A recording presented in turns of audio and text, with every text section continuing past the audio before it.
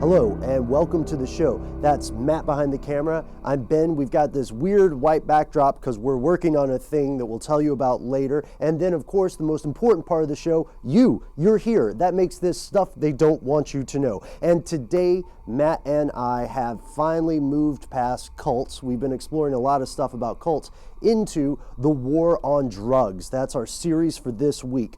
We already have the audio podcast out. You can go right now to stufftheydon'twantyoutoKnow.com and check out, has the war on drugs actually worked?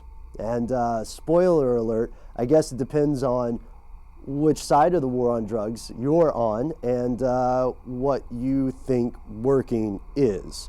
So check it out and let us know what you think about that. The war on drugs got us thinking. This idea of, international governments and businesses working together to spread drugs or to stop the spread of drugs.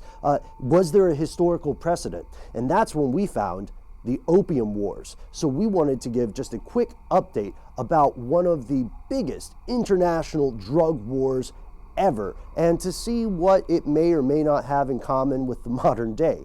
The Opium Wars, and there were two, started between China and the West, primarily Britain in the first one. The first Opium War starts in 1839 officially, and it goes on till 1842. However, the precedents leading to this war go way, way, way, way, way back. So, Britain, China, 1800s, late 1700s even. Both pretty powerful in their spheres of influence, right? They're hegemons. The British Empire has subjugated so many other nations and peoples across the world through different systems, out-and-out slavery, colonies, etc. So, what they seek to do with China is to expand global trade networks. And that's something that the world relies on today, right? Maybe not an inherently bad thing. Here's the deal. Chinese products are hugely popular in Europe, right? We're talking quality porcelain that's better than the knockoffs that the Europeans are messing with, jade, let's not forget silk, and the list goes on. However, China, being an independent empire, doesn't really need all of the manufactured goods that the West is trying to peddle. They see these as, novelties and toys. Like, why would I want this, you barbarian? But one thing that the Chinese do like is silver. And that, in fact, is the only thing that they will accept payment in. Only silver, no bartering.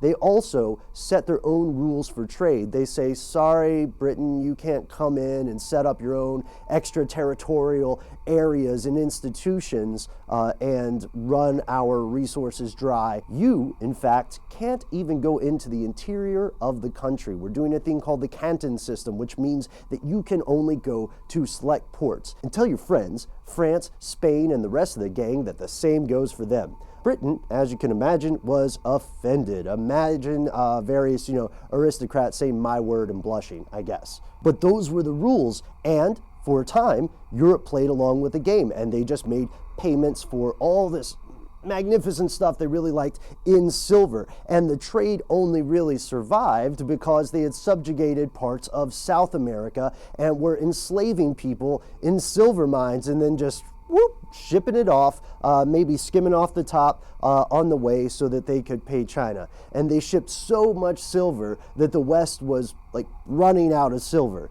physically. So they said, we have to find something else that the Chinese market will buy and will maybe even pay us in silver for. And they found opium. The opium trade was revolutionized during this time because of the widespread innovation of smoking opium. Well, popularization is probably a better word to say it, and you can thank Portuguese sailors in the 1500s for the innovation. Smoking opium took China by storm, and the opium trade doubled, and then it trebled, and it got bigger and bigger, which means more and more silver for the West and more opium addicts and the effects of widespread drug addiction in China. The emperor is not happy because, one little catch, opium was already illegal and had been for a while. So it's not like this was, peddling caffeine or a new alcohol or something like that. This was clearly a drug trade, clearly condoned by a government, and by the state-sponsored companies of that government. The British government, when they received these letters saying, hey, stop selling opium, you're ruining our country, and you guys know it's illegal, it's a party foul. The British government says to the emperor, you know, just tax it, just legalize it and tax it, yeah, get a vig. But they say no, and they appoint an official named Lin, who not only refuses to do any kind of conciliatory actions, but he burns opium, confiscates it, kicks people out, kills a couple guys who were trading in opium, and this prompts the first Opium War. The British Navy, of course, at the time, has amazing technology, amazing war capabilities, and so they end up subjugating China to the first of what eventually became called the Unequal treaties.